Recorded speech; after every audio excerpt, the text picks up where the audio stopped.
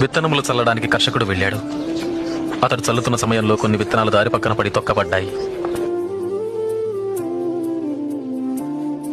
ఆకాశ పక్షులు వాటిని తినివేశాయి. మరికొన్ని విత్తనములు రాతి నేలను పడ్డాయి. మొక్కలు మొలిచినను చెమ్మలేనందున ఆ విత్తనములు ఎండిపోయాయి. మరికొన్ని విత్తనములు ముళ్ల పొదలలో పడెను.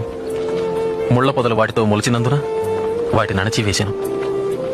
ఇంకొన్ని విత్తనములు మంచి నేలను పడినవి. ఆ విత్తనములు మొలిచి పెరిగి నూరంతలుగా ఫలించెను. విత్తనము దేవుని వాక్యం. త్రోవ ప్రక్కన పడిన విత్తనములు ఎవరనగా వారు వాక్యం వింటారు, కానీ అపవాది వచ్చి వారి హృదయంలో నుంచి సందేశాన్ని దొంగిలించుకుపోతాడు. వారి నమ్మి రక్షణ పొందకుండాట్లు చేస్తాడు.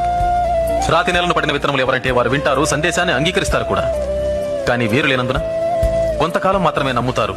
ముళ్ల పొదలలో పడిన విత్తనాలు ఎవరనగా వారు వింటారు, కానీ ఈ జీవన సంబంధమైన విచారముల చేతను ధనభోగముల చేతను అణచివేయబడి తద్వారా ఫలింపని వారు. మంచి నేలను పడిన విత్తనాలు ఎవరనగా యోగ్యమైన మంచి మనసుతో వాక్యము విని హృదయములో భద్రపరచి దానిని అవలంబించి ఓపికతో ఫలించువారు.